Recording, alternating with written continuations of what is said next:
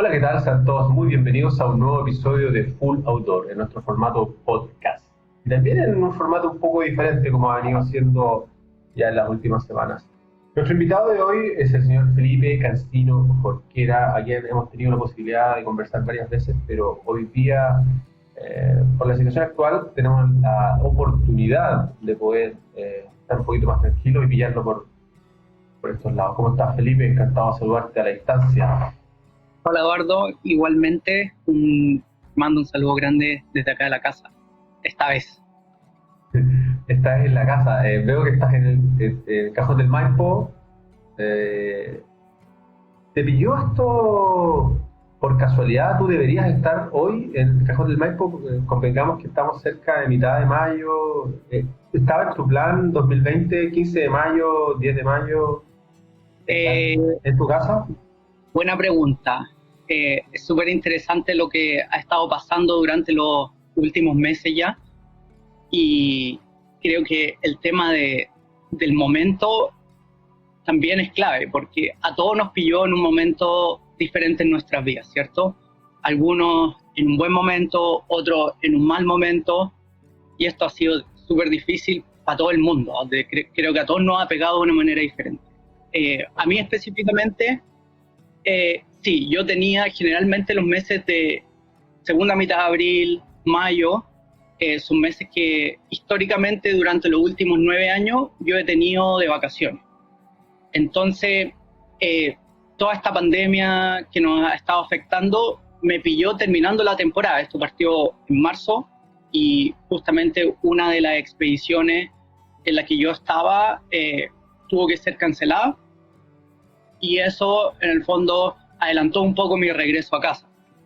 Entonces, estoy acá en la casa ahora, llevo creo que 7 semanas, casi 8 semanas, acá en el Cajón del Maipo, y ha sido un periodo súper interesante, seguro que sí.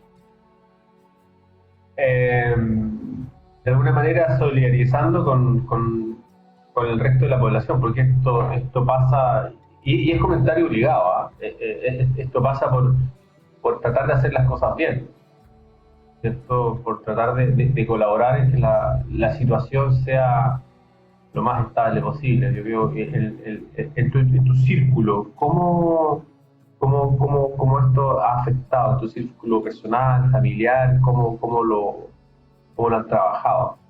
O sea, yo creo lo que decís tú es súper clave, porque en el fondo creo que hoy día más que nunca nos hemos dado cuenta de que vivimos en un planeta que es nuestra casa, y vivimos todos conectados.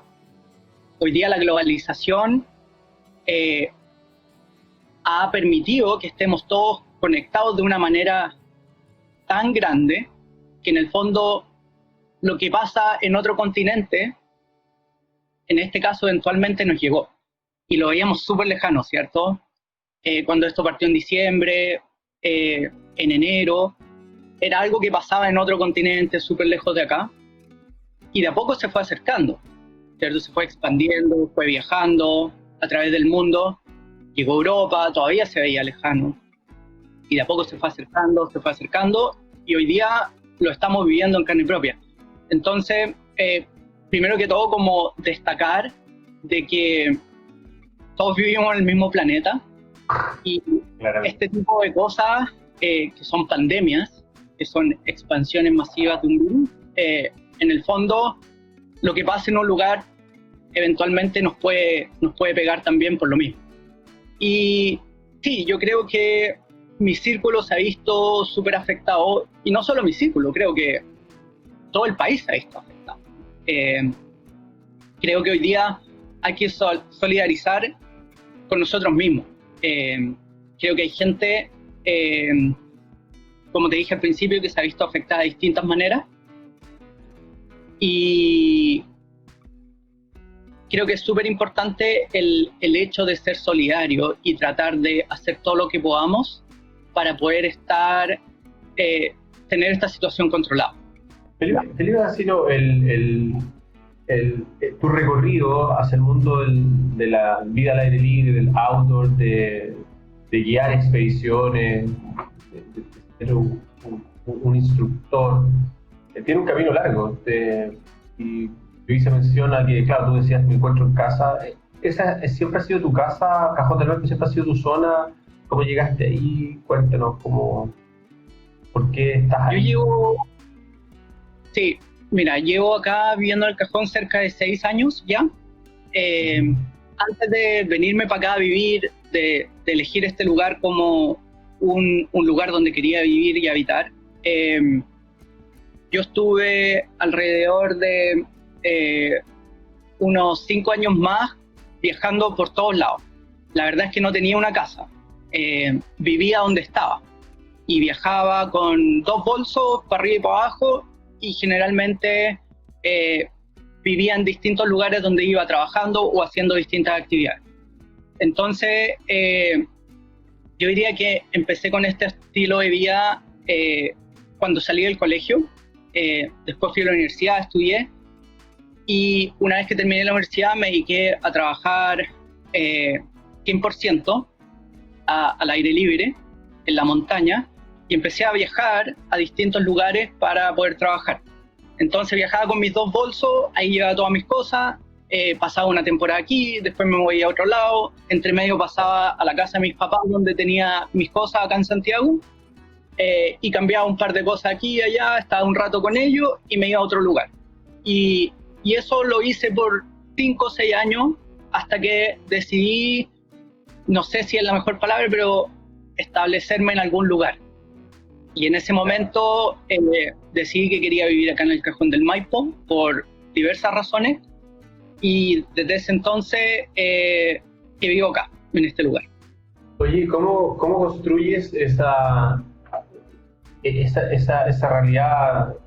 Porque viste harto del evento, estuviste en el colegio, entiendo que estuviste siempre como ligado de alguna manera al mundo deportivo, te gustaban los deportes, tenías inquietudes, pero suena fácil decirlo a veces, como dices, sí, fui a la universidad, me puse a trabajar, empezaron los viajes, pero hay un montón o una gran cantidad de variables que hay que considerar: el trabajo en equipo, el idioma, todo eso se va construyendo. ¿Cómo fuiste tú desde abajo, desde niño, desde la base, eh, haciendo a este personaje, a Felipe Cancino, viajero, en un principio muy nómade, casi hippie diría yo, andar con concursos por ahí, y hay muchas barreras sociales también que uno tiene que hacer? ¿Qué haces tú? No, yo viajo. Y digo, uno tiene dos.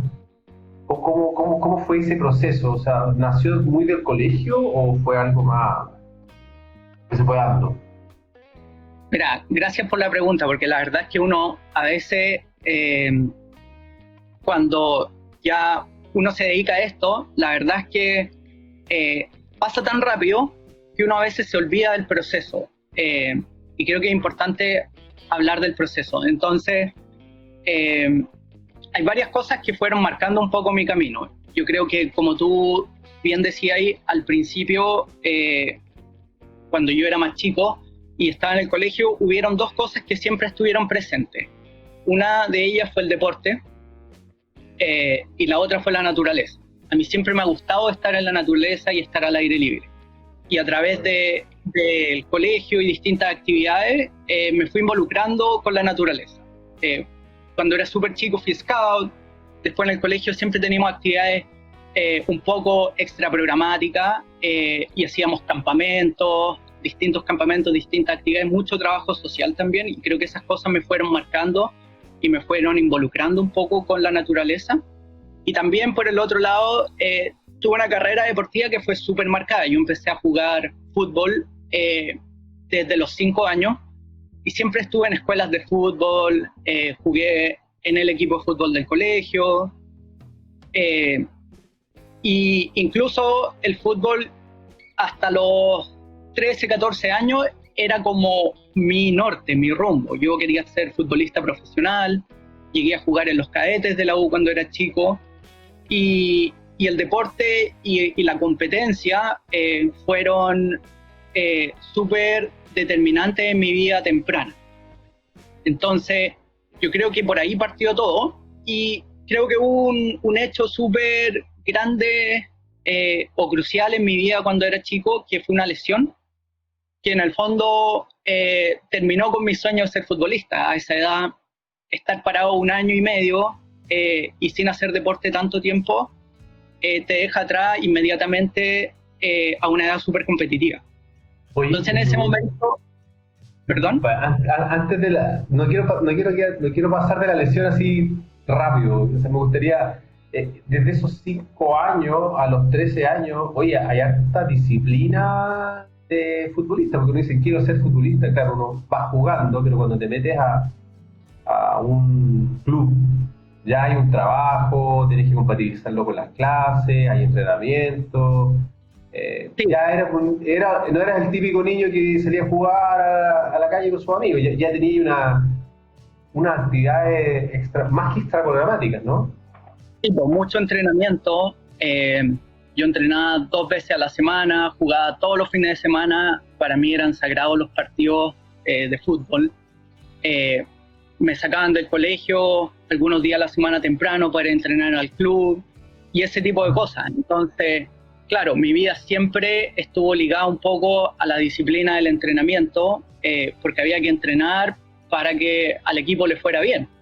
Entonces, sí, yo creo que, y además de eso, estaban las otras actividades que también me gustaban tanto como jugar a la pelota. Entonces, en algún momento tuve que empezar a compatibilizar las dos cosas también. Quería irme a un campamento con el colegio, tenía que pedirle permiso al club de fútbol para faltar el fin de semana al partido y a veces se ponía difícil porque eran partidos importantes. Yo estaba medio dividido, quería hacer las dos cosas. Entonces, claro, se empezaron a mezclar un poco las cosas y creo que eso es bien interesante porque en el fondo son cosas que pasan temprano en tu vida que en el fondo van marcando tu camino también, más adelante. Oye, ¿tú te metiste en la U porque te gustaba la U o era por un tema práctico que te quedaba cerca de la casa?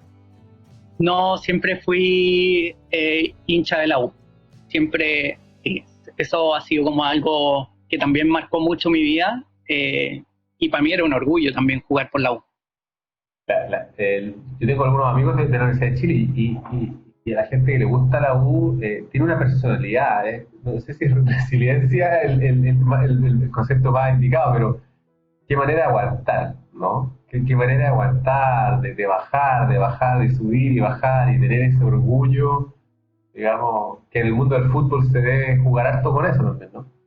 Sí, yo creo que cada club, en el fondo los hinchas van también adquiriendo una identidad de eso. ¿Iba a ir al estadio? Sí, tengo un pasado bien futbolero. Oye, y te colocabas ahí en la barra, en la parte de la zona sur, y estabas ahí gritando. Sí. Bien, bien. Sí, ¿De qué época era eso? ¿De Sala? ¿De quién? ¿Un poquito antes? sí, total. Sí. Ah, Marcelo Sala. Leo Rodríguez. Sí. Mira, mi papá me empezó a llevar al estadio cuando yo tenía 6 años también. Entonces, yo viví toda esa etapa. Estaba hablando del año 95, ¿cachai? Toda esa etapa y sí, mira, yo creo que una característica que tengo es que no hago muchas cosas a media. Algunas cosas las hago a media, sí, pero la gran mayoría de las cosas que hago, las hago al 100%. Entonces creo que ese es un buen ejemplo de mi pasado futbolero. O sea, yo jugaba fútbol, era hincha, viajaba a regiones a ver a la U y ese tipo de cosas, ¿cachai? Bueno, bueno. La viví con todo. Aparte que fue una época muy bonita. Yo recuerdo que en ese tiempo la U, bueno, el Huevo Valencia, me acuerdo que mis amigos son de la U y yo los acompañaba. A mí me gustaba el otro equipo, el que estaba en la zona norte. Pero lo que me gustaba de la U era esa pasión, digamos, por eso que me gustaba. Oye, pero llegamos a un momento en que tienes que compatibilizar y tal vez la lesión fue el punto de inflexión en todo esto, de tomar una decisión, porque en un deportista una lesión es un punto de cuestionamiento, hay un bajón psicológico y cuando es joven también es vulnerable. ¿Qué rol cumplió la familia? ¿Cómo fue eso? Porque me imagino que fue doloroso. Yo creo que sí es un punto de inflexión grande en mi vida, porque como te dije, a esa edad el nivel es tan competitivo que si te quedaste atrás un poco, la verdad es que es muy difícil recuperar. Entonces, en ese momento hay una especie de replanteamiento de la vida y es como, chuta, ¿a dónde voy ahora? Y la verdad es que es una decisión súper difícil de tomar cuando uno tiene 14, 15 años. Estamos hablando cuando uno está partiendo la enseñanza media en el colegio generalmente, o por ahí. Y, y la verdad es que la educación tradicional no era para mí, nunca ha sido para mí. A mí me ha costado mucho, creo que tengo déficit atencional. Entonces, sentarme en una sala de clases, poner atención, escuchar al profesor, este tipo de formato nunca ha sido muy efectivo y por lo tanto mis habilidades yo creo siempre han ido un poco en lo más práctico, en estar afuera, en aprender de otra manera, aprender haciendo mucho. Entonces, tomar esa decisión o darse cuenta de eso cuando uno está en un colegio que es súper tradicional, cuesta un montón porque hay que ir en contra de mucha gente, hay que ir en contra de un estilo de hacer las cosas, hay que ir en contra de una manera de hacer las cosas. Y yo te estoy hablando de más de 15 años atrás, entonces creo que hoy día las cosas han cambiado un poco y hemos abierto la mente para hacer las cosas diferentes y probar cosas diferentes que antes no existían. Entonces, yo creo que de cierta forma fui un conejillo de India en ese tema, porque había que romper un poco las reglas para demostrar que uno también podía hacer cosas diferentes. Uh-huh. Y en eso te fuiste, bueno, entraste a la educación media, había que tomar alguna decisión, y empiezan como ahí las conversaciones. ¿Qué voy a estudiar, Felipe? ¿Qué voy a hacer, Felipe? Y empezaban así, y me imagino que tú lo hacías también, entonces parece que el deporte venía siendo una buena razón para poder seguir con eso. Es como lo que le pasa a muchos deportistas, digamos, esto de que no eran buenos para ir a clases, pero en el caso tuyo terminan dando clases. Es como que tú, como que de alguna manera lo que menos te gustaba atender ahora como que lo tienes que padecer. ¿Cómo fue esa decisión? Uno dice, miraba el panorama en esta sociedad tradicional y decía, ya, esto más o menos debería ser así, porque hay un plan, me imagino. Pero ¿cuál era la intención? ¿Era la intención de estar en un colegio haciendo clases de educación física? No, creo que nunca me llamó la atención eso. Dentro de las posibilidades, a mí lo que sí me interesaba era estar en la naturaleza. Yo creo que eso fue algo que fue bien, yo lo tenía súper claro. Yo cada vez que podía me arrancaba a algún parque nacional. Afortunadamente con mis papás, con mi familia viajamos bastante y siempre, a pesar de que mi familia nunca ha estado muy involucrada con el deporte o con estar metido en la naturaleza, siempre había un espacio, quizá porque yo cateteaba, decía, oye papá, vamos a este parque nacional, vamos a conocer, que se dan esas oportunidades. Entonces eso siempre fue un interés. Y cuando yo empecé un poco a redefinir lo que quería hacer en mi vida, apareció el tema del turismo y el turismo naturales.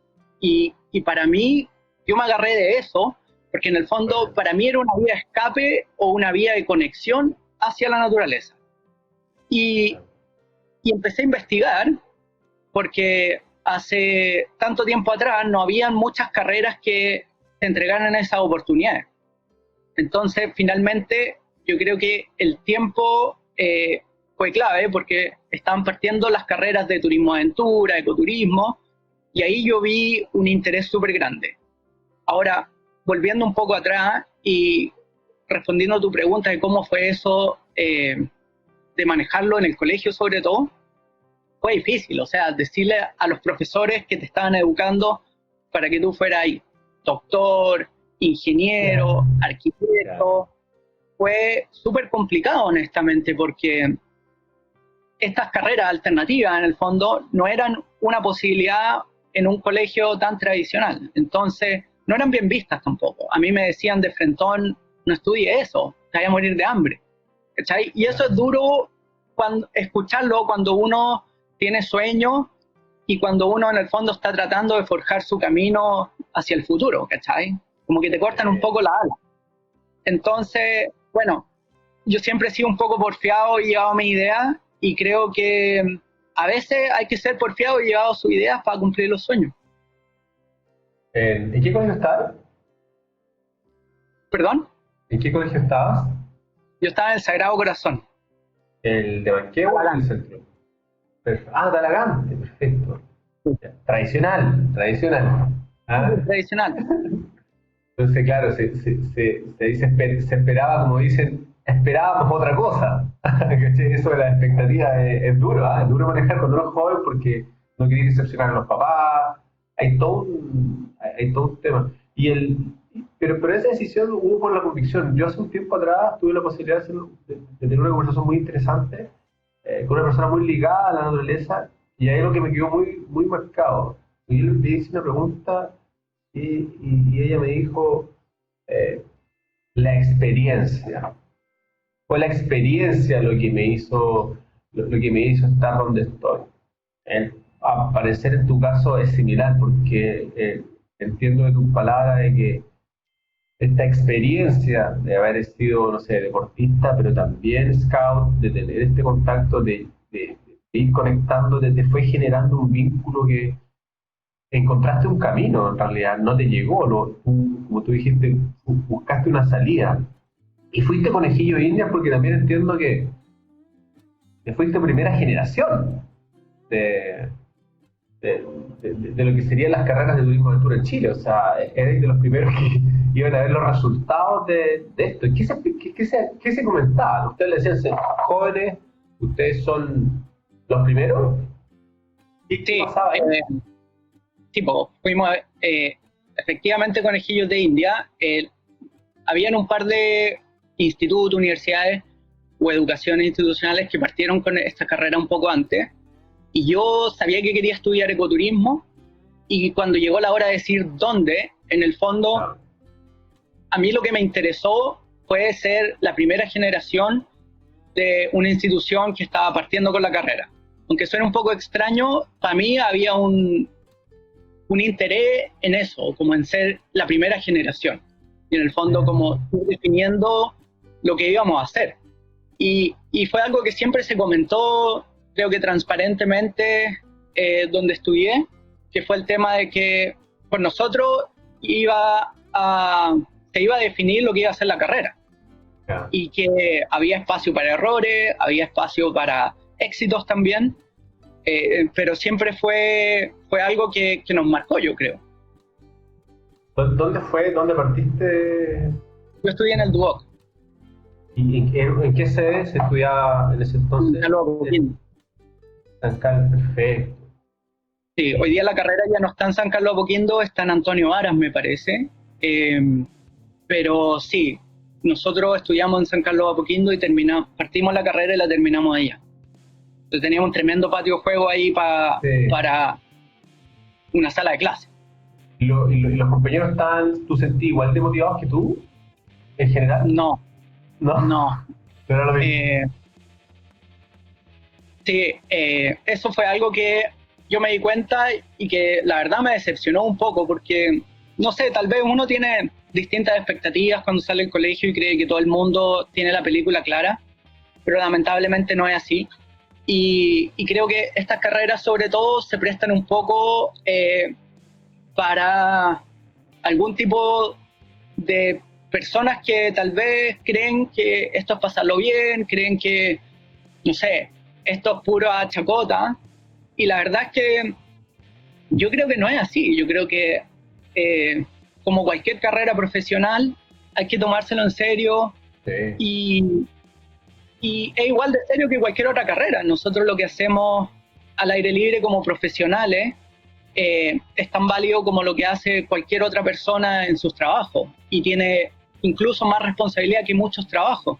Entonces, yo afortunadamente esa película la tenía súper clara cuando salí del colegio, y cuando entré a la universidad, como te dije, la educación tradicional no era para mí, pero una vez que el colegio quedó atrás y ahora estaba estudiando lo que realmente me apasionaba, cambió mi actitud un montón también.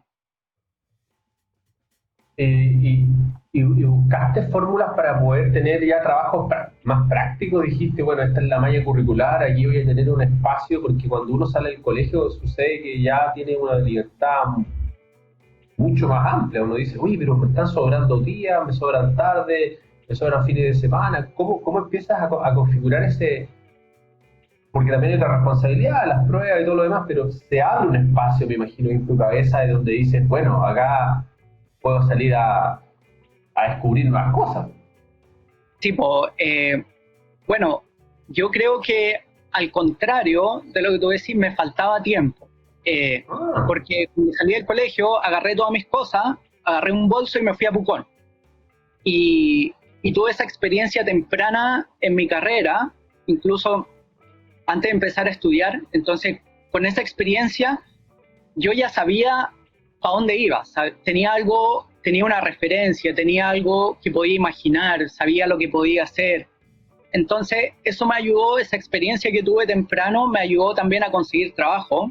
Y como fuimos la primera generación de ecoturismo en el Duoc, y era una carrera donde era fácil destacar, entre comillas, porque había mucha gente que tal vez no estaba tan motivada al principio. Yo, que ya había tenido una experiencia profesional inmersa en las actividades del turismo naturaleza, tenía la película un poco más clara, y eso me dio un pase para el segundo año de carrera, entrar a trabajar a la universidad como asistente, como profesor ayudante, ¿cachai? Ah, qué bueno. Entonces trabajé haciendo ayudantía para los cursos que venían de segunda generación, de tercera generación, y eso lo mantuve durante los años que estaba estudiando. Entonces estudiaba, trabajaba en la universidad y después empecé a trabajar en educación al aire libre. Bueno. Con una empresa que se llama Latitud 90, una empresa de educación al aire libre. Sí. Y en Latitud 90 trabajé también mucho tiempo, pero trabajé paralelamente mientras estudiaba. Entonces, yo estudiaba, trabajaba y tomaba cursos también, que eran cursos de montaña, porque la montaña siempre es algo que me ha apasionado mucho, y sabía que tenía que agarrar más conocimientos técnicos en la parte de montaña. Entonces, mi vida durante ese periodo de formación profesional fue muy intensa, porque yo estudiaba, tenía que cumplir como estudiante, obviamente, tenía que trabajar en la universidad, trabajaba en los viajes de educación al aire libre, y aparte tomaba cursos de montaña. Entonces, fueron 4 años que yo estuve a full, que salía de mi casa súper temprano, volvía a la casa súper tarde, y tenía que viajar de vez en cuando, hacer cosas aquí y allá. Entonces, es un periodo que yo recuerdo que fue muy, muy duro, pero también muy beneficioso para mí. ¿En qué época era? ¿En qué años era eso aproximadamente? Entre el 2005 al 2009. Perfecto. Fueron años intensos, en realidad, como dices tú, ahí hay una como que faltaba el tiempo. Estudiaste, empezaste a ver ciertas necesidades que era necesario, también con algunos gustos, la pasión por la montaña. ¿El tema del inglés lo tenías resuelto o lo fuiste resolviendo o venía sin resuelto el colegio? ¿Cómo? Porque No. también es una herramienta para el ecoturismo. Sí, claro, una herramienta fundamental, yo creo. Fue un tema que lamentablemente, no sé si parte de mí se arrepiente, trato de no arrepentirme de las cosas que he hecho en la vida, pero una de las cosas que no aproveché en el colegio fue ponerme las pilas con el inglés y tratar de aprender eso. Y cuando en el fondo me fui interesando en el tema del turismo, el turismo naturaleza, me di cuenta que era una necesidad y que era una falencia que yo tenía. Entonces me tuve que poner las pilas con eso, y estudié inglés durante un año para aprender, y después me tiré a la piscina y empecé a practicar. Entonces fue algo que tuve que recuperar de alguna manera, y que se fue dando en el camino mientras yo hacía otras cosas. Entonces es una herramienta grande que es importante tener cuando uno se desenvuelve en este rubro. Oye, Felipe, y la realidad, la foto. Esa foto que tuviste del 2006 al 2010, ponte tú, o sea, ¿cómo era? Yo siento que la velocidad creció en esta última década, pero ¿cuál era la foto en ese entonces? ¿Estábamos como en la edad de piedra del turismo? ¿Cómo lo viste tú? ¿Estaba todo partiendo? ¿Cuál era la foto que tú, ya con distancia, Yo puedes creo ver? que existía, pero existía localizado. Eh, Ah, no, habían, no. hay lugares que históricamente se han desarrollado como lugares turísticos. Creo que Pucón es un súper buen ejemplo de eso, San Pedro de Atacama también, que son polos turísticos y han sido desde siempre, o quizá no desde siempre, pero desde muchos años, y ya tienen una tradición y una cultura de turismo de naturaleza. Eh, yo creo que hoy día como país nos estamos dando cuenta que tenemos un montón de potencial para el turismo de naturaleza, pero antiguamente, digamos antiguamente 10, 15 años atrás, tal vez todavía no nos dábamos cuenta de las posibilidades. Ah, Entonces, estaba todo en pañales, había mucho por desarrollar, por lo tanto, siento que había muchas oportunidades también, porque en el fondo no había muchas cosas y estaba todo por hacer. Entonces faltaba gente para hacer cosas. claro. Y creo que eso fue lo bonito de haber partido tanto tiempo atrás, porque en el fondo tenemos un país maravilloso y estaban todas las posibilidades para poder hacer algo ahí. ¿Te motivaban los visitantes extranjeros cuando, de alguna manera, con tus distintas actividades los recibí, y no solo con el trabajo local? Estabas acostumbrado ya tú a trabajar en equipo desde muy joven, pero ¿cuál era el sentir que tú recibías de los visitantes extranjeros, el típico gringo que llegaba a Chile? ¿Cuál era tu sensación en ese entonces? Siempre me ha llamado la atención y me empezó a llamar la atención desde muy temprano el asombro con que la gente vivía la experiencia en estos lugares. Ah, Y sí. eso te empieza a marcar y en el fondo tú empezás a valorar lo que uno tiene, porque en el fondo a veces nosotros crecemos en lugares y damos las cosas por garantizadas. Ah, sí, es bonito, pero no le damos realmente el valor que deberíamos darle, ¿cachai? Debiéramos darle. Eh, entonces cuando te das cuenta que gente viaja de un continente a otro para ver algo específico, tú decís, wow, mira, esto realmente es especial. Y creo que esa es como una experiencia que me ha marcado un montón. Uy, y dijiste que la montaña estaba ahí, era una pasión que tú ya la tenías, pero que te gustaba la montaña desde un acercamiento del montañista que quería escalar un monte grande, como el Aconcagua, como el Everest, o quería hacer escalada en roca, después en hielo, las quería hacer todas, que quería meter por los senderos. ¿Cómo era eso? Esa relación con la montaña. Yo creo que mi relación con la montaña partió desde la curiosidad, como saber qué había en la montaña. Siempre la geografía de las montañas me ha llamado mucho la atención desde chico y siempre he querido ir a la montaña y ver qué hay. Y en esa búsqueda, en el fondo te das cuenta, vais descubriendo más y más y más y más y llegáis arriba a un cerro y veis más cerro y tú decís, quiero llegar allá ahora. Entonces, ¿qué necesito para llegar allá? Y ahí va un poco la búsqueda de generar conocimiento, de adquirir los conocimientos que uno necesita para poder llegar más lejos. Y eso se transforma en una exploración constante y también en un descubrimiento de los lugares y también tratar de adquirir las herramientas para poder desenvolverse en esos ambientes.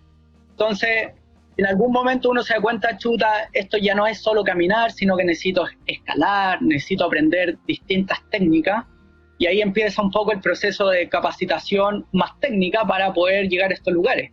Y en eso uno empieza a conocer más cosas, empieza a conocer distinta gente que a uno también lo van influenciando un montón, va descubriendo referentes, y tú decís, chuta, yo quiero escalar, yo quiero hacer esto, yo quiero hacer esto otro, y ahí empieza un poco el juego, ¿cachai? Y sí, yo me defino como montañista y creo que montañista también es un término que abarca mucho. Me gusta escalar en hielo, me gusta escalar en roca, me gusta estar en la nieve, me gusta esquiar, me gusta correr en los senderos, me gusta correr en la montaña. Entonces creo que la vida me ha llevado a ser un deportista de montaña súper integral, que puede moverse en distintos tipos de terreno, y eso es algo que he trabajado mucho durante ya la última parte de mi vida hasta ahora. Oye, y mencionaste Pucón como punto de partida, es como una... Y también puede ser un punto de entrada, porque de alguna manera me imagino que te abrió los ojos y el corazón también para mirar más al sur, digamos, mirar a la Patagonia gigantesca que está ahí disponible ante tu ojo, a lo mejor la habías visto en mapas, pero de repente te hemos visto en proyectos que, no sé, cruzando varios parques. ¿Cómo fue ese descubrir Patagonia para ti como zona geográfica, con senderos? Fue increíble. Yo llegué a la Patagonia con 19 años o 20 años. Bueno. Tuve mucha suerte porque había un lodge que estaba buscando a gente profesional en el fondo, y pidieron recomendaciones en la universidad donde estaba estudiando. Necesitamos 2 guías que nos ayuden a desarrollar nuestro lodge turísticamente. Felipe Cancino. Me llamaron a mí, la directora de carrera me llama un día a la oficina, me dice, oye, hay una oferta de este lodge en Patagonia, creo que es una súper buena oportunidad para ti. Y obviamente cuando tú estás en la universidad y recibí una oferta directa de trabajo, como que no lo pensáis mucho, sobre todo si en Patagonia, que hasta ese entonces era un lugar desconocido para mí. Ir a Patagonia era un sueño. Y claro, me fui para allá esa temporada, y la verdad, esto es al sur de Coyhaique, y ese año yo descubrí la Patagonia, y creo que ese es un punto de inflexión grande también en mi vida. Creo que haber descubierto la Patagonia o haber visitado la Patagonia por primera vez fue algo que marcó un poco mi camino de ahí en adelante. Y eso fue aproximadamente 2009, estáis como en el penúltimo año, ya estáis como grande en términos de desarrollo profesional. ¿Fue un verano completo? ¿Cómo fue esa experiencia? Cuéntanos, ¿dónde fue? ¿Qué hiciste? ¿Hiciste todo? Un verano completo. Yo llegué a trabajar a un lodge que hasta ese entonces era un lodge familiar. Era un negocio familiar, y ellos lo que querían era profesionalizar el negocio.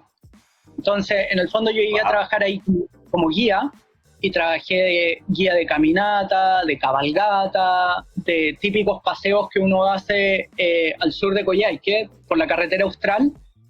Y dentro de eso empecé a ver un montón de nuevas oportunidades, porque yo no podía creer la naturaleza que existía en ese lugar. Era algo que hasta ahora yo no había visto. Hasta ese entonces yo no había visto. Siempre los lugares de naturaleza que había visitado habían estado un poco más intervenidos, cerca de grandes ciudades, pero esto era salvaje, ¿cachai? Era remoto, y era algo realmente alucinante, era un paraíso. Entonces empecé a ver un montón de oportunidades ahí. En esos tiempos ya corría también, entonces empecé a correr en estos lugares, y era increíble tener la suerte y el privilegio de correr en esos lugares. Fue realmente increíble. Entonces empecé a soñar un poco más con las cosas que se podían hacer ahí. Entonces sí, fue súper especial para mí ese verano, esa temporada completa. Yo volví acá y volví con otra visión de la vida. El medio verano, y no necesariamente así como descansando precisamente, sino más bien soñando en vivo, digamos, de alguna manera, o sea, como que viviendo el sueño. Sí, o sea, imagínate estar trabajando en lo que uno está estudiando en ese momento. Claro, No. es un privilegio. Tenías 19 años y ya, como dijiste, empezaste a correr. ¿Correr en los cerros, evidentemente, o era un tema de... ya estáis como en el trail running? Sí, en esos tiempos ya estaba en el trail running. Empecé en el trail running en la universidad. Tenía un profesor, el Gonzalo Ruina, que me invitó a unas carreras de aventura. Yo era bueno navegando, era bueno con el mapa y la brújula, y teníamos ramos prácticos que en el fondo eran prácticamente una carrera de aventura. Era como, acá está tu mapa, acá está tu brújula, tenéis que llegar a buscar estos lugares, y eso eran algunas de nuestras pruebas, ¿cachai? Entonces, yo creo que él vio un poco como la habilidad que tenía yo con la navegación terrestre, y En ese entonces ya habían competencias de carreras de aventura a nivel universitario y él armó un equipo, nos llevó para allá, nos fue súper bien y yo creo que ahí también hay un punto que marcó un poco mi carrera deportiva, porque en el fondo a mí me encantaron las carreras de aventura. Yo dije, wow, yo me quiero dedicar a esto. Entonces empecé a explorar esa beta que era el deporte aventura y la verdad es que aluciné, me gustó muchísimo. Y empecé a correr carreras de aventura a nivel universitario y algunas más profesionales como el Columbia Challenge, por ejemplo. Y me di cuenta que había que entrenar.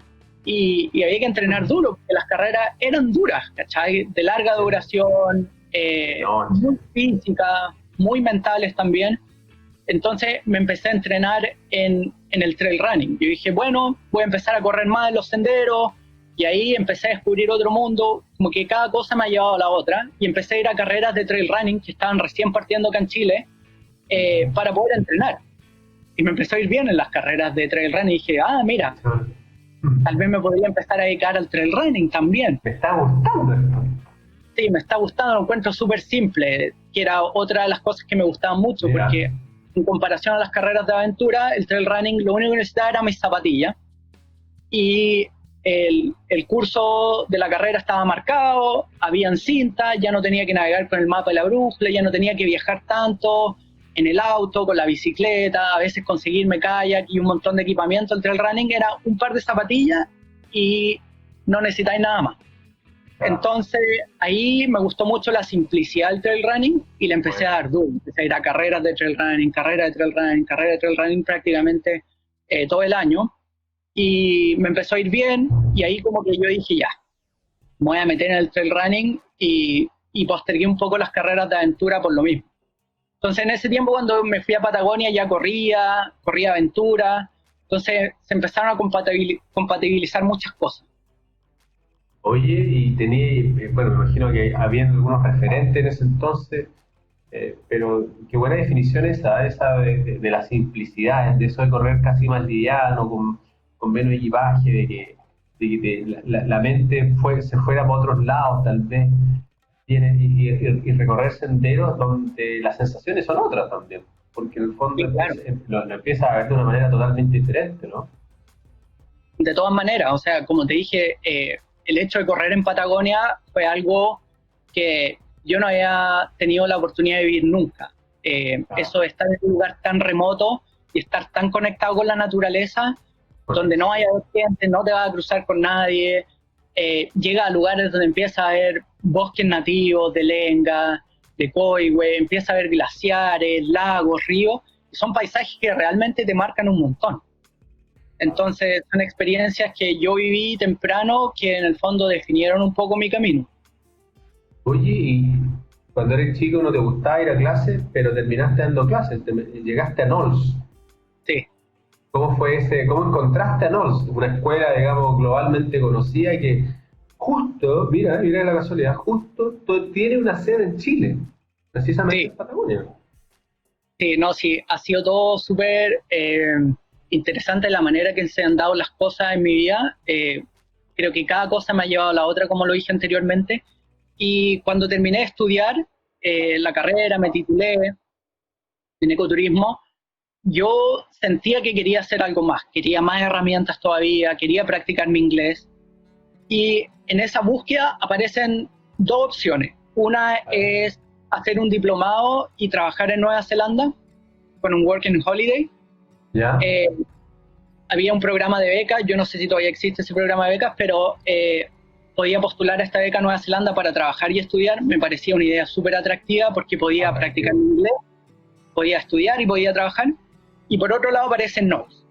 Y NOLS me pareció una idea súper interesante también porque a través del curso de NOLS podía aprender todas las habilidades técnicas de montaña, que era lo que a mí me hacía falta y me interesaba mucho más también.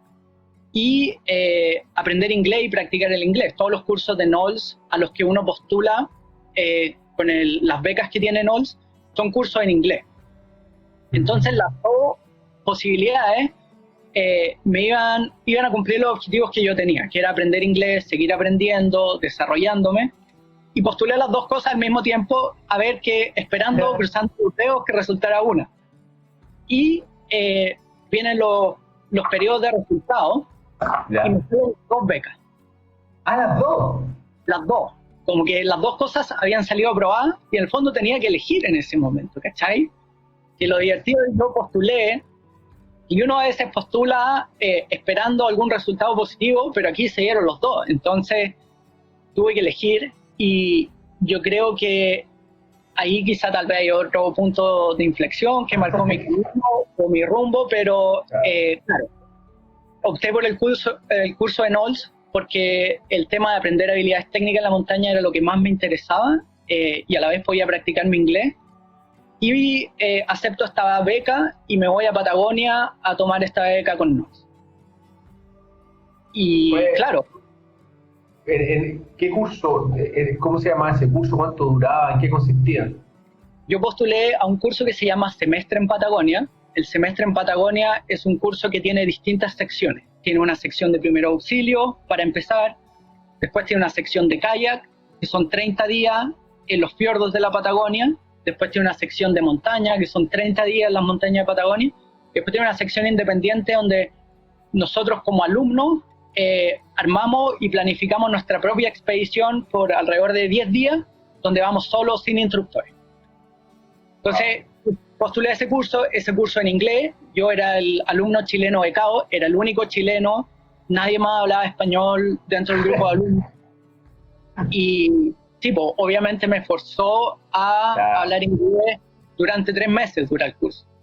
Son 3 meses en terreno, que uno llega a Coyhaique, planifica la expedición, se equipa, se prepara, y te vaya a terreno y no volvís más en 3 meses.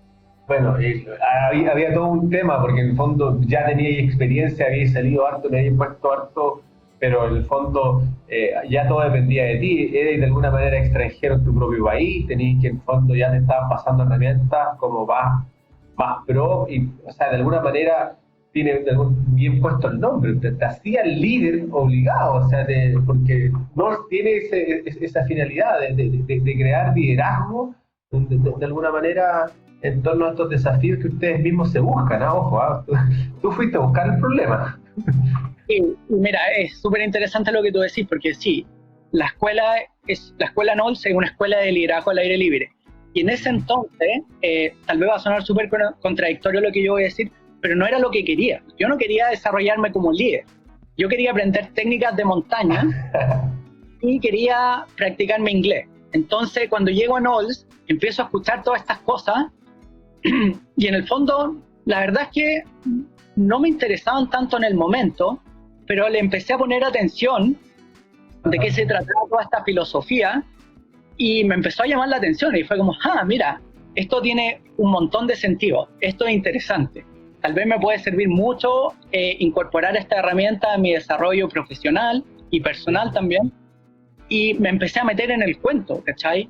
Y como te dije, inicialmente no era algo que buscaba en ese momento, pero le empecé a tomar valor y me empezó a gustar el tema. Oye, y terminan esos 3 meses, ya tienes que volver a una realidad, porque es un cambio brutal. O sea, uno se lo imagina y dice, ya, de hecho, cuando uno va por un fin de semana a cualquier parte, ya como que entra cuando se podía. Volvía como a la realidad y ¿cómo vuelves? Hay un nuevo Felipe, ahí se dice, ya, mis siguientes años van a estar esto, porque me imagino la batería de planes que se tener ocurrido, la batería de anotaciones que a lo mejor dijiste, mi rumbo va por este lado, tengo de alguna manera una beta deportiva, me gusta seguir descubriendo nuevas cosas, que ahí nace un nuevo objetivo. ¿Qué pasó a partir de ese momento? La verdad es que fue súper difícil volver, yo creo que incluso abrumante, porque tener una experiencia así de 3 meses remoto es casi como, tal vez lo voy a poner un ejemplo súper tonto, pero es como un reality show, ¿cierto? Cuando estáis con un grupo de personas tan pequeño, nosotros éramos un grupo de 12 personas, 12 alumnos, y nuestros instructores iban cambiando, pero éramos 12 alumnos que vivimos durante 3 meses juntos y después eso desaparece y uno tiene que retomar su vida Y es como, chuta, ¿dónde estaba? ¿Cachai? ¿Qué hago ahora? Y a la vez, son tantos los momentos que uno vive en una experiencia así, que uno necesita un tiempo también para incorporar y procesar todos esos aprendizajes que uno tuvo. Entonces, la verdad es que es necesario tomarse un tiempo para poder reflexionar, para poder incorporar todo esto. Y dentro de mi curso en OLS, una de las puertas que tal vez se abrió un poco, a mí me preguntaron súper temprano en este curso si yo quería ser instructor de NOLS, si me gustaría como explorar ese camino. Y yo dije, no, porque nunca, no sé lo que es NOLS, ¿cachai? No sé, nunca he estado 3 meses en terreno, yo no sé si esto lo voy a poder terminar, yo no sé si voy a hacer, esto me va a gustar. Entonces fueron preguntas que para mí vinieron muy temprano, pero en el transcurso del curso empezaron a cambiar. Y ya al final del curso yo decía, mira, llevo 3 meses acá, me está gustando un montón lo que estoy haciendo. Uh-huh. Tal vez esto de ser instructor de NOLS sea algo que podría explorar en el futuro. Entonces dejo la puerta ahí media abierta, no la cerré por completo, tampoco la abrí por completo y dije, ya vamos con NOLS full, sino que la dejé abierta y dije, bueno, veamos más adelante, conversemos. Y mientras eso yo volví a mi vida, volví a trabajar como educador al aire libre acá en Santiago, con Latitud, viajando a todos lados. Y en junio de ese año, yo terminé este curso en abril, y en junio de ese año me llaman de NOLS Patagonia y me dicen, Felipe, oye, tenemos un cupo para instructor en entrenamiento la próxima temporada partiendo en noviembre. ¿Te interesa ser parte de esto? Y fue como, wow. Entonces como que eso partió, imagínate, yo había terminado en abril, venía el invierno, y ya en noviembre me estaban llamando que estaba esta oportunidad. Y esa fue una oportunidad que llegó súper rápido, llegó temprano, y yo dije, mira, la verdad, terminé de estudiar, ya tengo mi título profesional, trabajo en una empresa, pero trabajo freelance, no tengo polola, no tengo nada que me amarre en este momento a no hacerlo, ¿cachai? Entonces dije, bueno, vamos. Y en ese momento voy a Patagonia y empiezo mi camino de formación profesional con NOLS. Siempre con un par de bolsos en la mano. Eso ya venía siendo tradición tuya hace ratito. O sea, no estabas modificando. O sea, es como para dónde llegamos, para dónde nos vamos. Pero no era algo tan difícil de levantar. No tenías que, como tú andabas liviano hace rato. Sí, en ese momento ya era un estilo de vida ya. Ahora fue súper interesante profesionalmente y creo que esto llegó en un buen momento, porque con Latitud 90 ya llevaba 7 años trabajando. Entonces, de haber trabajado en una de las empresas líderes en educación al aire libre en Chile, era un paso grande, pero yo sentía que era un paso apropiado para mí, empezar a involucrarme con una de las empresas más grandes o instituciones más grandes de educación al aire libre en el mundo. Entonces, era un paso importante en mi carrera profesional y yo sentía que podía hacerlo. Es equivalente a lo que, por ejemplo, una carrera de pregrado, carrera tradicional, es como va a ser un magíster de alguna manera, porque en el fondo lo estás haciendo a un siguiente nivel, estás pasando, digamos, a tener, digamos, un currículum que se empieza a engrosar, ¿cierto? Trabajaste toda tu carrera, ya tenías ese plus, no eras el estudiante pasivo, se te da esta tremenda oportunidad y de alguna manera te dicen, oye, bueno, aquí está la gran... ¿Qué pasó ahí? En esta oportunidad. ¿Qué pasó ahí? De ahí para adelante tú dijiste, de aquí en adelante parten estas 9 temporadas que tú de alguna manera dijiste al principio de estar viajando y viniendo, eso, porque ya empezaste como no a trabajar solamente en la zona sur del hemisferio, pero empezaste como a volar para allá, para acá. ¿Cómo fue ese camino? Sí, ahí parte una nueva etapa en mi vida, diría yo, y aquí hay 2 cosas clave. Una es, en el fondo, llevar el estilo de vida a una itinerancia un poco más grande, donde ya los viajes no son una semana, no son 10 días, no son 2 semanas, sino que son varios meses. Y el otro punto importante es que el idioma cambia. Yo ahora trabajo o empecé a involucrarme con una institución donde el idioma oficial es el inglés.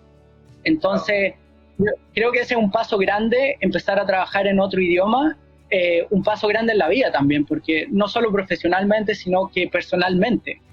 Me empiezo a ir todos los inviernos de acá del hemisferio sur a Estados Unidos para trabajar en el verano allá, y empieza esta itinerancia donde me iba 3 meses a Estados Unidos, 4 meses a Estados Unidos, hasta 6 meses fue el periodo más largo que estuve en Estados Unidos, y después venirme a trabajar a Chile. La temporada acá en Patagonia empieza en septiembre y termina en abril, entonces son 8 meses.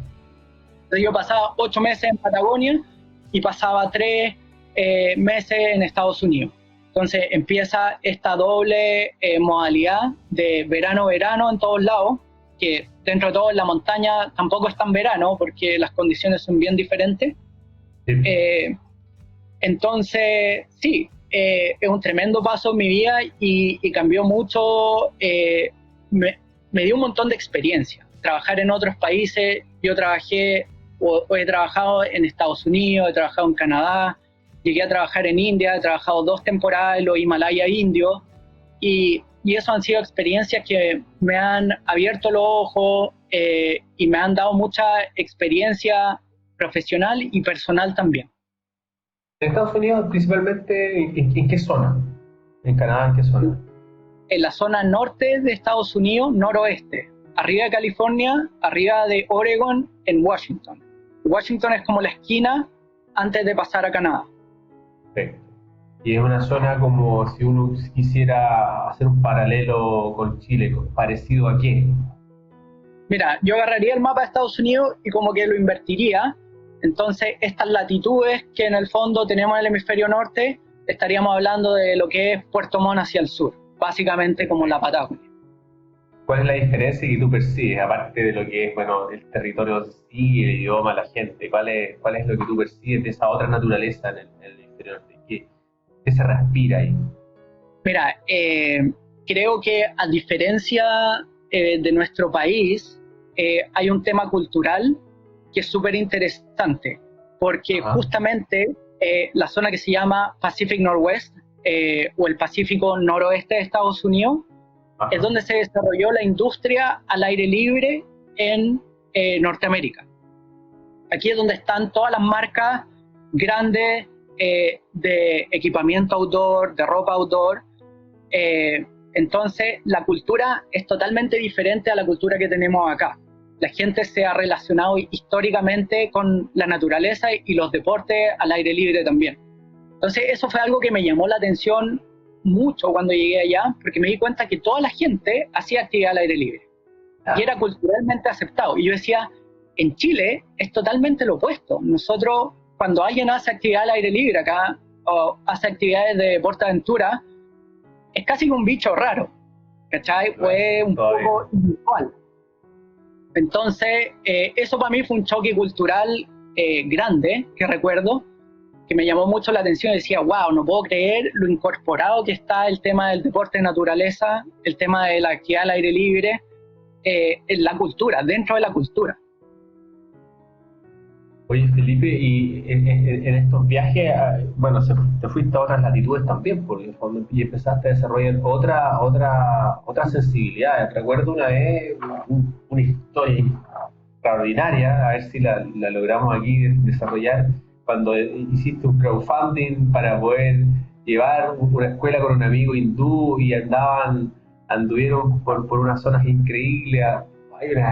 Hay unos episodios ahí con unos autos que se le echaron a perder, pero lo que ustedes querían era llevar de alguna manera el outdoor a una zona que era como que, digamos, que lo necesitaba a juicio de ustedes. Cuéntanos un poquito cómo fue esa época. Fue hace poquitos años, pero no tampoco, o sea, en el fondo fue hace 3, 4 años. Cuéntanos de qué se trataba. Esto fue el 2017. 2017. Mi primera conexión con India fue el año anterior, el 2016.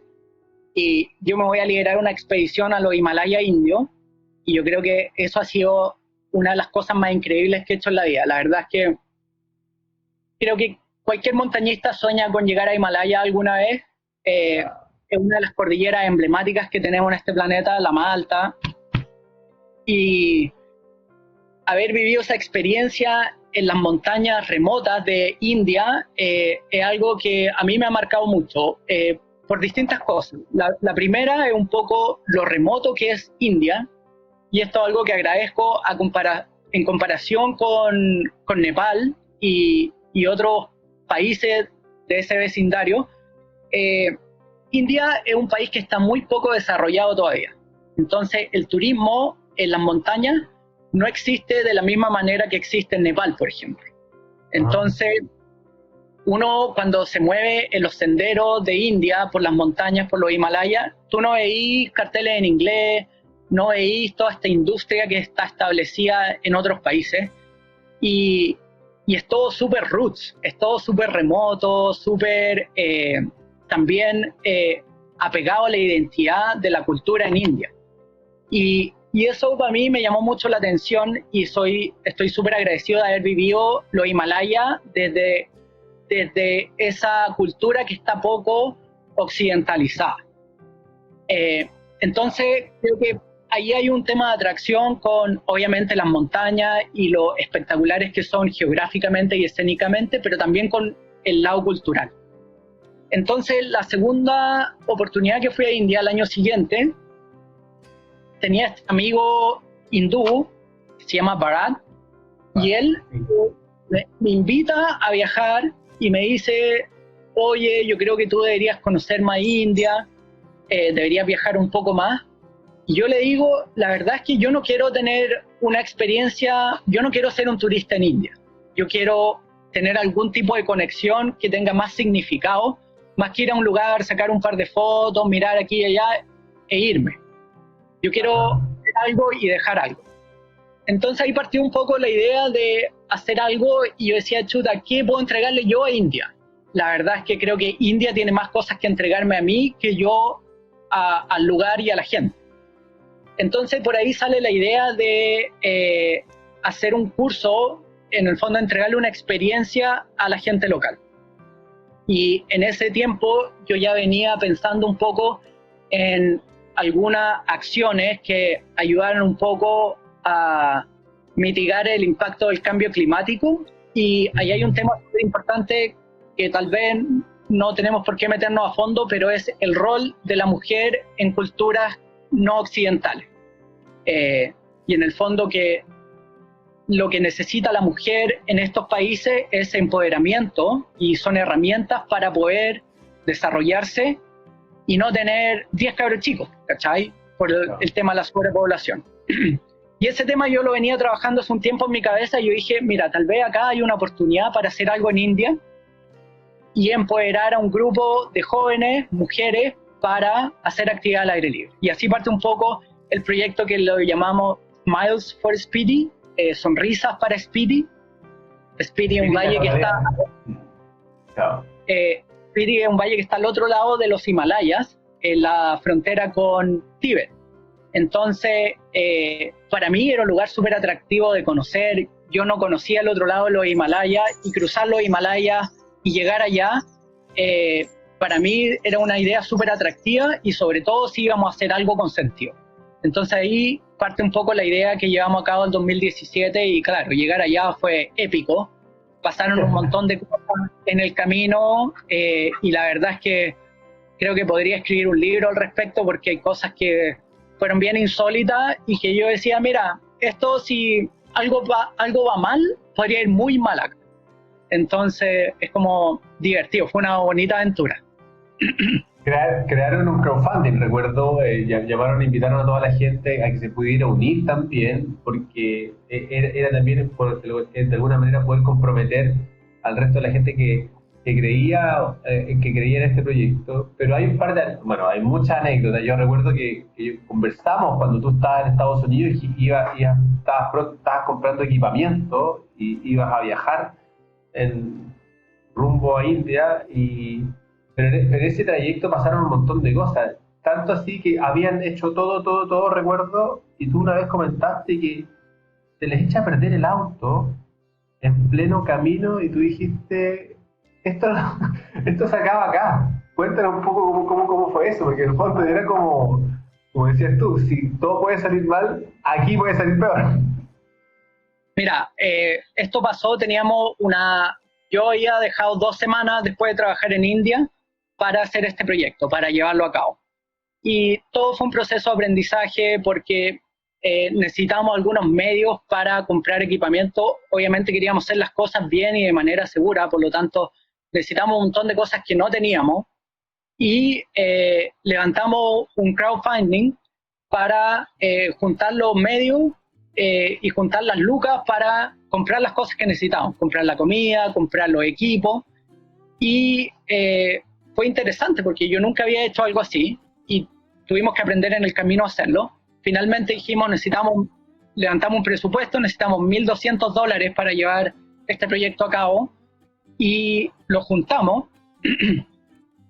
Y en ese proceso nosotros pusimos nuestras lucas, compramos las cosas y afortunadamente pudimos juntar lo que necesitamos para poder llegar allá.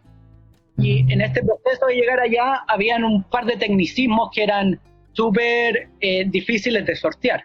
De partida aprendimos en el camino que para llegar al valle de Spiti teníamos que cruzar los Himalayas y la frontera de India con China hay mucha tensión por el tema de los límites fronterizos.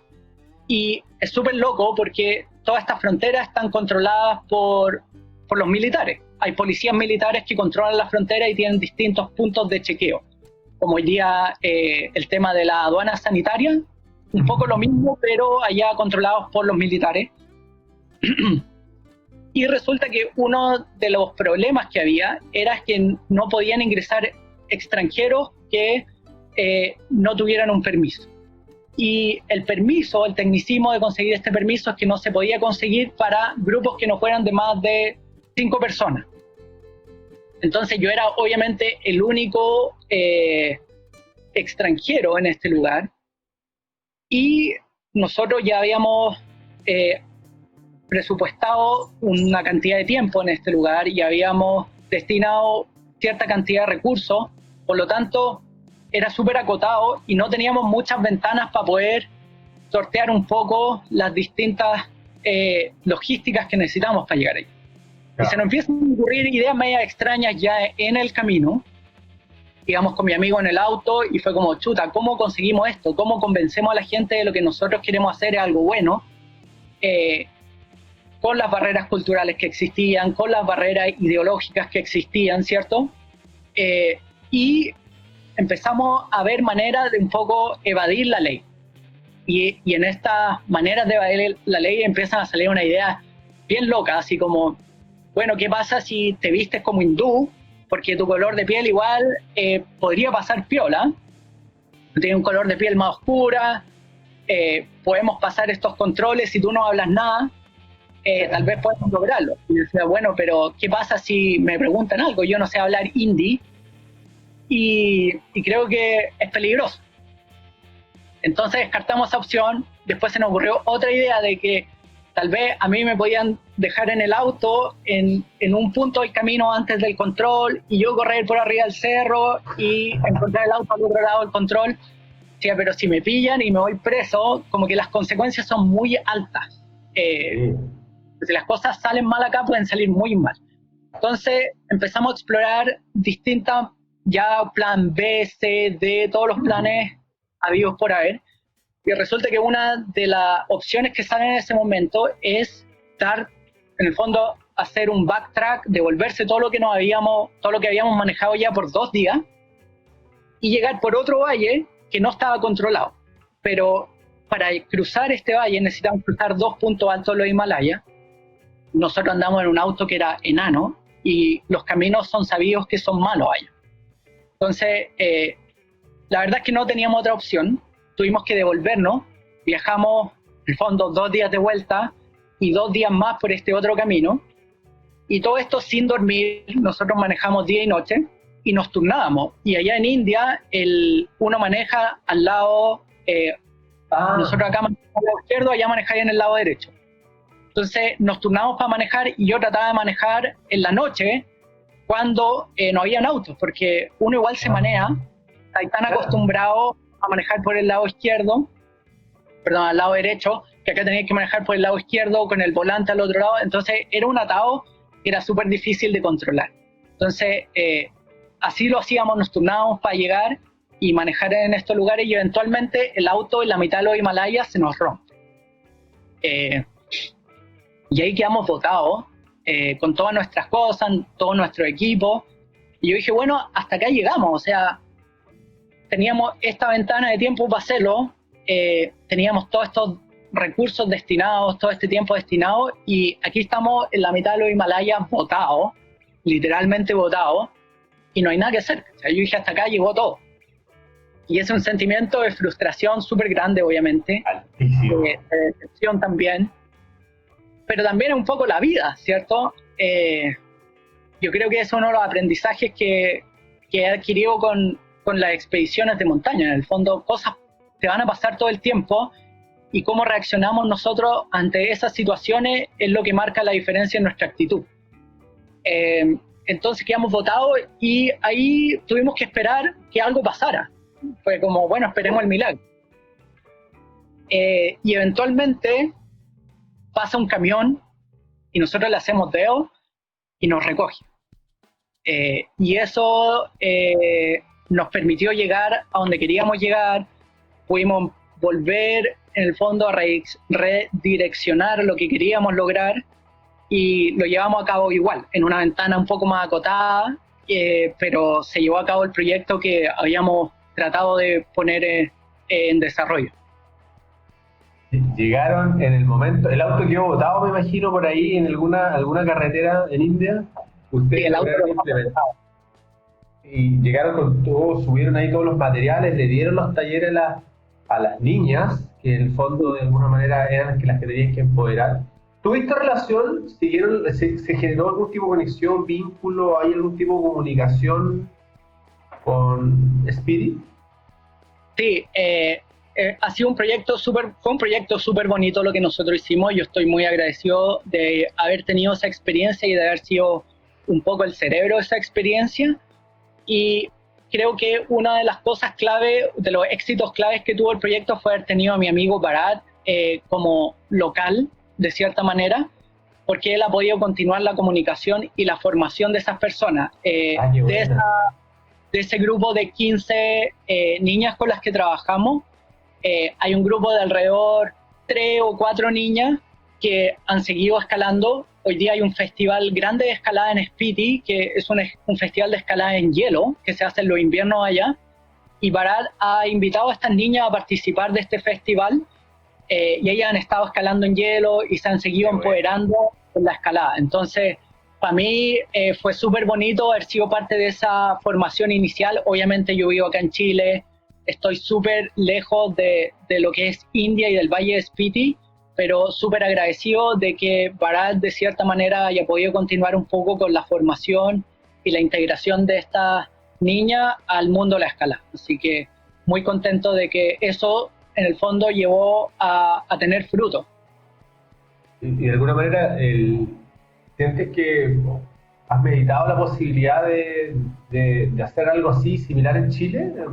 Porque me imagino que ves muchas más opciones acá, ¿no? Sí, yo creo que siempre está la inquietud de hacerlo. Para mí es importante encontrar la manera, encontrar un poco el lugar correcto. Tengo una conexión grande con India y creo que deberíamos tratar de empoderar más las culturas donde el rol de la mujer tal vez no está tan aceptado, las mujeres empoderadas tan aceptado como en otros lugares. Creo que acá en Chile está un poco más resuelto el tema, un poco más avanzado. Todavía hay camino seguro por avanzar en ese tema, y creo que ahí también hay oportunidad de hacerlo acá. Me encantaría poder hacer algo en Chile. Creo que hay que encontrar el mejor momento para hacerlo. Oye, y después recuerdo que hiciste un proyecto maravilloso que dijiste, mira, hay una ventana de tiempo en mi agenda, y de repente te das cuenta que puedes hacer un recorrido de trail runner por una zona de parques increíble. Ahí entiendo que vas con equipo, vas con Rodrigo Mansen en fotografía y sacan unas fotos, pero ya así increíble. ¿Cómo fue ese proyecto? Mira, he hecho 3 viajes ya a la Patagonia chilena, que han sido principalmente con el foco de trail running y conservación. El primer año, el 2018, la visión fue ir a recorrer la red de parques de la Patagonia que estaba en desarrollo. A través de la Fundación Tompkins, a través de la Fundación Amigos de los Parques, CONAF, hay un montón de instituciones y entidades que han estado involucradas en desarrollar esta red de parques de la Patagonia y nuevos parques nacionales. Y yo encontré que había ahí un mensaje que quería comunicar. Y en el fondo yo usé las herramientas que tenía, que era el trail running, para poder ir a conocer estos lugares. Y junto a mi polola, la Cami, viajamos desde Santiago hasta el sur de Coyhaique, hasta Cochrane, recorriendo los parques nacionales que vienen en el camino. Y corrimos en 7 parques nacionales. Corrimos en el Parque Nacional Nahuel Buta, que fue una parada intermedia entre Santiago, el Cajón del Maipo y Puerto Montt. Y en Puerto Montt empezamos a correr por el Alerce Andino, por Nopirén, pasamos a Pumalín, pasamos al Parque Nacional Queulat, Cerro Castillo y terminamos en el Parque Patagonia. Bueno. Rodrigo se incorporó en la última semana del viaje, donde estuvimos en el Parque Patagonia. Ahí estuvimos haciendo unas fotos bien bonitas, pero con la Cami corrimos durante un mes en todos estos parques nacionales y fue una bonita manera de comunicar el mensaje de la conservación. El segundo año, el 2019, fuimos en verano del 2019 e hicimos un viaje un poco más ambicioso y queríamos extender un poco lo que habíamos hecho el primer año, pero llevarlo al extremo sur del mundo. Fuimos al fin del mundo, a Tierra del Fuego, y conocimos los 4 proyectos de conservaciones que existen entre Chile y Argentina. Entonces, también agarramos el auto, viajamos de acá del Cajón del Maipo hasta Tierra del Fuego, y en el territorio chileno conocimos el Parque Nacional el Parque Caruquinca, que es un proyecto de conservación privado de WSS, que es Wildlife Conservation Society. Conocimos el Parque Caruquinca y es un parque muy bonito porque es un laboratorio al aire libre, básicamente. Y ellos lo que están tratando de hacer es, en el fondo, promover los ecosistemas del fin del mundo, bosque nativo y turbera, y tratando de controlar algunas plagas como lo del castor. Entonces tienen muchos estudios asociados a su proyecto de conservación. Y estuvimos conociendo un poco de eso, que fue muy, muy interesante. Después fuimos al Parque Nacional Yandegaya, en el lado chileno, que es un parque que no tiene infraestructura, el camino está en construcción, está el Cuerpo Militar del Trabajo haciendo un camino, una senda de penetración que va a llegar hasta el Cabo de Horno, el canal Beagle, la bahía Yandegaya, donde va a conectar con la isla Navarino a través de un ferry. Y después cruzamos a Argentina, y ahí en Argentina conocimos el Parque Nacional Tierra del Fuego, y conocimos otro proyecto de conservación que está en la península Mitre. Y ahí también Rodrigo nos acompañó la última semana del viaje. Entonces, ese fue el año pasado, y este año hicimos un nuevo viaje que ya tenía que ver con otro fin que tiene que ver con la agricultura regenerativa en la región de Aysén. Entre medio nace un proyecto Senderos. Sí. Y ahí estuvo muy bueno eso, hicieron algo muy interesante, precisamente ahí jugáis de local, precisamente cerca de tu casa, un poquito más al fondo, en una zona de conflicto, cuéntanos un poco de eso. Bueno, Sendero es un proyecto súper especial porque nace a través de la inquietud de varias cosas. Primero que todo, obviamente, el tema ambiental, que hoy día es un tema que creo que más que nunca deberíamos darle prioridad. Hay un tema también de inquietud de qué podemos hacer nosotros como individuos para generar cambios en nuestro planeta y en la manera en que estamos habitando nuestro planeta. Y también hay un tema que tiene que ver con nuestra comunidad de trail running en Chile. Creo que el trail running se ha masificado mucho, para bien o para mal. Creo que ha traído cosas muy positivas, creo que ha traído algunas cosas que no son tan positivas y que quizás son más negativas, que creo que requieren atención, Entonces Sendero es un poco generar un proyecto que cubre estos distintos temas. Es un proyecto para generar comunidad. Generalmente los proyectos o las actividades de trail running están ligadas a la competencia, que me parece positivo, pero creo que también deberíamos generar otro tipo de convivencia, quizás más positiva, más de comunidad, en vez de tanta competencia, que ya la tenemos. Esa necesidad creo que está cubierta. Hoy día carrera de trail running está lleno, podemos correr casi todos los fines de semana del año, por lo menos hasta antes de esta pandemia. Productoras que hacen eventos de carrera, tenemos varias, están creo que súper posicionadas y cada una tiene su propio sello, su identidad. Sí. Pero falta un poco generar comunidad y creo que ya hay una oportunidad que yo vi para generar una especie de convivencia positiva. Fue como, tratemos de ponernos atrás, un paso hacia atrás, y que no seamos nosotros los protagonistas, sino que sea la naturaleza y el medio ambiente el protagonista, y hablemos de estas problemáticas que tenemos hoy día. ¿Y cuáles son esas problemáticas? Las tenemos, creo que, súper presentes en la zona central. Creo que la zona central de Chile es una nueva zona de sacrificio, donde lamentablemente no vemos esos impactos. Y Senderos es justamente darle visibilidad a eso. Y creo que ese es el gran objetivo de Senderos, es darle visibilidad a problemáticas ambientales y nosotros ir a correr a esos lugares que están amenazados. Entonces generamos el primer encuentro de Senderos, que fue acá en el Cajón del Maipo al final, en el Valle Arena. Arriba de Baños Morales tenemos el proyecto Alto Maipo, que hoy día no se ve desde Santiago. No se ve, lamentablemente, un proyecto súper negativo, nocivo para el medio ambiente, que va a tener consecuencias catastróficas para la región metropolitana, y lamentablemente de la manera que vive la gente en Santiago no tienen la oportunidad de vivirlo. Para los que vivimos acá en el Cajón del Maipo y específicamente en estos valles, vemos el impacto visualmente acá al frente de nuestras casas. Entonces, lo que quisimos fue agarrar a un grupo de corredores motivados y llevarlo a este lugar que se está destruyendo para que pudieran visibilizarlo y entregarle valor al Valle Arena en este caso, que es el proyecto que se está desarrollando en este momento. En ese sentido, en tu rol de activista, ¿cómo ha sido el trabajo que has desarrollado?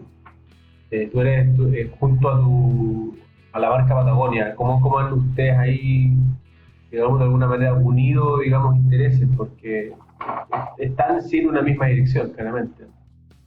Sí, yo creo que ahí hay dos temas. Uno es unir intereses, unir fuerza en el fondo, porque Patagonia tiene una filosofía que está súper bien definida.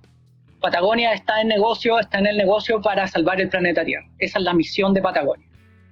Y a la vez yo como persona y como deportista tengo un interés en defender la naturaleza. Entonces, creo que unimos las fuerzas. Para mí Patagonia ha sido manos o brazos y piernas para poder llevar a cabo acciones que el interés es salvar el medio ambiente y protegerlo. Entonces hemos logrado hacer proyectos juntos. El proyecto Sendero fue una idea que se me ocurrió a mí con un grupo de amigos y lo implementamos a través de Patagonia. A través de Patagonia hemos hecho todos estos viajes que tienen que ver con la conservación de los ecosistemas en la Patagonia también, por ejemplo, y seguimos siempre tratando de generar ideas que van en beneficio de la naturaleza, van en beneficio de la comunidad también y van en beneficio de nuestro desarrollo como seres humanos. Entonces creo que ahí tenemos una unión de fuerzas muy grande que ha sido, la verdad, un privilegio, pero también ha sido una responsabilidad. Creo que todos como individuos, sin importar de dónde vengamos, sin importar de dónde vivamos, en el fondo tenemos una responsabilidad con nuestro planeta Tierra, con nuestra casa, y creo que hoy día, más que nunca, tenemos que hacer todo lo que podamos para proteger nuestra naturaleza, porque estamos viviendo consecuencias muy grandes que vamos a seguir viviendo durante mucho tiempo si no cambiamos nuestro hábito y nuestras maneras de vivir. Entonces ahí creo que hay un trabajo en conjunto que es súper grande. Felipe Cancino, hemos conversado una cantidad de temas impresionantes, hemos recorrido tu vida y he tratado de un poco de recordar muchos episodios que son anecdóticos, que son, como tú dices, algunos para escribir libros. Yo con Speedy, Sonrisas para Speedy, lo encuentro genial. En este minuto y como partimos la conversación, estamos todos en una situación global en donde tal vez se pueda generar una oportunidad para repensar el planeta, como tú partiste diciéndolo, nos dimos cuenta que vivimos en el mismo planeta, estamos todos de verdad, ahora sí que sabemos que estamos en el mismo planeta y estamos todos bajo la misma condición. ¿Ves una oportunidad en esto y de verla? ¿Cuál sería a tu juicio los caminos a seguir? Mira, yo creo que lo que nos está pasando, sin lugar a duda, no es algo positivo, no es algo bueno. Creo que estamos en una emergencia. Creo que el hecho que se muera gente todos los días por este virus es un tema que es crítico y que nos ha hecho despertar. Yo hacía una analogía hace unos días y en el fondo hay cachado cuando tú vas corriendo a una velocidad alta y de repente te pasó algo y te caíste, pero te caíste tan duro que quedaste mal. Y como que uno para y dice, ¿por qué me caí? ¿Sabes? Y te ponía a analizar un poco por qué te caíste. ¿Te tropezaste? ¿Perdiste el equilibrio? ¿Qué pasó? ¿Cachai? ¿Por qué me caí y me pegué tan fuerte? Yo creo que eso es una analogía como para analizar lo que nos está pasando hoy día. Veníamos a una velocidad tan fuerte, tan rápida, y de repente nos caímos mal, ¿cachai? Y en el fondo, en este momento, lo que yo he hecho es como pensar un poco qué está pasando, ¿cachai? ¿Por qué estamos en esto? Y creo que aquí está la oportunidad. Dentro de todo lo malo que está pasando, creo que aquí hay una oportunidad en el fondo para que nos demos cuenta de que somos súper vulnerables, de que no somos invencibles, de que si bien hemos modificado la naturaleza para vivir cómodos, en el fondo, no somos invencibles y no somos inmortales. Y creo que eso ha sido algo que esta pandemia ha traído, que en el fondo, a pesar de los privilegios que algunas sociedades tengan, o algunos grupos económicos tengan también, en el fondo somos todos vulnerables. Hoy día, si tú veis gigantes, industrias gigantes como la aeronáutica, por ejemplo, que eran de cierta forma invencibles. O sea, ¿quién iba a pensar hace un año atrás que las líneas aéreas estaban en peligro de quiebra? Nadie, porque la gente estaba viajando más que nunca, ¿cierto? La gente estaba consumiendo más que nunca también. Y hoy día el consumo se paró, se frenó. Entonces eso te hace decir, chuta, no soy invencible, ¿cachai? Los mercados a nivel mundial están en una situación súper compleja y complicada, y creo que eso también ha traído cosas positivas, porque te hacen replantearte qué estamos haciendo, ¿cachai? ¿Cómo estamos viviendo? Y creo que aquí el desafío es buscar una manera de revertir esta situación, primero que todo. Y lo otro es, si nosotros no somos capaces de recapacitar y de repensar la manera en que venimos viviendo el mundo y queremos volver a la normalidad y volver a hacer las cosas de la manera en que veníamos haciéndola, y en vez de parar y pensar en qué voy a hacer para seguir avanzando, y en vez de eso voy a agarrar y voy a empezar a hacer mi sprint de nuevo a mucha velocidad y seguir con el ritmo que venía, probablemente me vaya a caer de nuevo.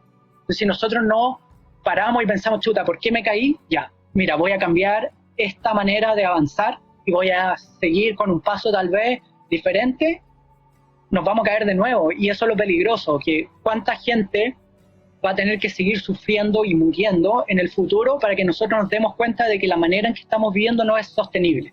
Entonces creo que ahí está el desafío y está la oportunidad también de replantearnos las cosas y seguir avanzando, seguro que sí, pero encontrar distintas maneras de avanzar. Maneras donde nosotros no sacrifiquemos la naturaleza y el planeta en el que vivimos, sino que busquemos maneras de convivir de una manera más armoniosa con nuestro planeta Tierra y nuestro medio ambiente. Creo que ahí está el desafío y creo que es necesario, porque si no lo hacemos, nos vamos a caer de nuevo y no sabemos qué tan fuerte nos vayamos a caer de nuevo. Entonces creo que ahí hay una oportunidad grande. Qué buena analogía, para los que corren ahí, es como ese pencazo que es tan feo que de repente, si no entras en razón, te puede costar caro la siguiente. Pero sino el futuro. El futuro, una vez me imagino que hay, bueno, todos tenemos planes, todos dicen cuando esto pase. ¿Qué respuesta tiene para ti esto? ¿Qué va a ser de ti en el futuro cuando todo esto pase? ¿Que tienes algo en la cabeza? Porque se te ocurren cosas, está claro. Sí, siempre se me ocurren cosas. Yo creo que es una de las cualidades, las características que han definido un poco mi persona, es que siempre hay cosas que se me van ocurriendo. Ahora yo creo que, al igual que muchos, y sin ser la excepción, mi futuro creo que es súper incierto. En este momento, todo lo que venía en el futuro se canceló. Por lo tanto, tengo que redefinir un poco mi futuro. Y creo que ahí también está el desafío y la oportunidad de, bueno, ¿qué viene adelante? En este momento creo que estoy súper concentrado en seguir transfiriendo mi experiencia, mis conocimientos y un poco aterrizar lo que he hecho durante mis últimos quizás 10, 15 años y tratar de entregarle herramientas a la gente para poder ir en esa dirección que te venía diciendo hace un rato. Creo que mi futuro pronto está en eso, en el fondo aterrizar esa experiencia, entregar herramientas y conocimiento. He estado haciendo un montón de charlas en el último tiempo, he estado escribiendo un montón de artículos y creo que en eso me he mantenido súper ocupado hasta ahora. Lo que voy a hacer más adelante, la verdad es que todavía no lo defino, pero creo que el próximo paso es un poco redefinir lo que voy a hacer más adelante. Tengo muchas ganas de volver a la montaña y seguir viviendo experiencias en esa línea. Probablemente van a tener que esperar un poco, pero paciencia tenemos y herramientas para tener paciencia también, así que estoy tranquilo, yo sé que ese día va a llegar eventualmente, pero por mientras es seguir preparándome para lo que venga y tratar de buscar mecanismos y buenas maneras de transmitir lo que uno cree que vale la pena. Y creo que eso es lo importante, ponerle atención a lo realmente esencial de la vida y tratar de convivir con este planeta de una mejor manera. Yo creo que eso es lo que viene ahora. Buenísimo, ojalá se cumplan todos ahí tus planes y que, como dices tú, herramientas hay. Te quiero agradecer enormemente, Felipe, de poder haber tenido esta conversación en un nuevo podcast en Full Outdoor. Conversamos ahí en forma ilimitada. Yo creo que podíamos seguir conversando. Te agradezco en el tiempo. Ya uno ve la sombra que hay detrás tuyo y ha visto cómo ha transcurrido el tiempo. Y bueno, muchas gracias por tener esa generosidad de poder hablar y transportarnos por todos lados en diferentes situaciones. Viajamos contigo sin duda. Así que nuevamente 1.000.000 de gracias de haber tenido la posibilidad de conversar contigo. Buenísimo, gracias por la entrevista, buena conversación y bueno, esperemos que prontamente nos podamos ver cara a cara. Yo creo que eso es algo que estamos todos esperando, de vernos mutuamente, volver a compartir todos juntos. Creo que eso es lo que viene más adelante. En el fondo, construir una nueva sociedad creo que es clave. Creo que acá en Chile tenemos una oportunidad muy grande de construir una nueva sociedad. Creo que lo necesitamos. Estamos en un punto donde podemos marcar un nuevo camino como país. Nuestra naturaleza lo necesita y nosotros también lo necesitamos. Entonces creo que eso es lo que viene más adelante. Construir una nueva sociedad va a ser clave. Muchísimas gracias, Felipe. Un abrazo a la distancia y a todos ustedes les agradecemos haber tenido ahí la oportunidad de poder conversar junto a Felipe y ojalá que lo hayan disfrutado tanto como nosotros. Hasta la próxima. Chao, chao. Chao, Felipe. Chao. Nos vemos. Recuerda suscribirte para recibir todas nuestras notificaciones, seguirnos en redes sociales @fulloutdoor y si quieres ver más de nuestros contenidos, lo puedes ver aquí y aquí. Aquí y aquí. Suscríbete a nuestro canal. No. Puedes ver aquí y aquí. Me salió con gallito. ¿Te recordamos cómo dije?